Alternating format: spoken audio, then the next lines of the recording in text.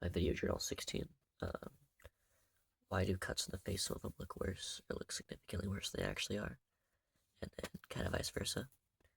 And then what facial injuries should we avoid the most or like the most dangerous?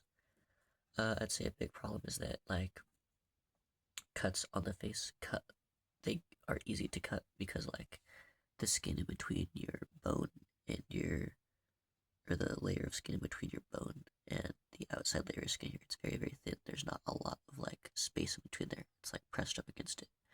Whereas somewhere like with more fat, like I don't know, for example, a thigh or like a chest or something, there's a lot like in between. If you get what I mean. Whereas with face, it's like you get punched in the face, it's pressure, skin going straight right there, boom.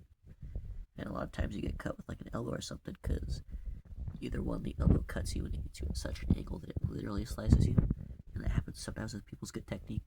But the majority of the time, they throw an elbow and it hits them right on the temple or something, and that pressure, all that force right there, boom, it breaks something or it cuts them open, and then they're bleeding. It's also easy to, was it super easy, but it happens a decent bit. Just rolling, you cut somebody with like your nail or something.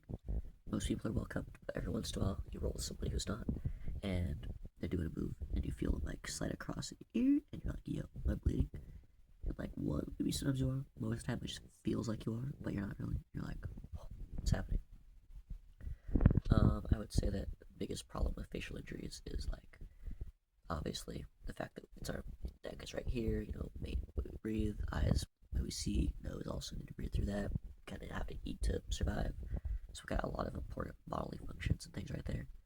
And then it is pretty like vulnerable. Like our neck doesn't have the craziest amount of protection from like blood, anything, and then our face is pretty normal, but it's kind of cooked for trauma or for something cutting on.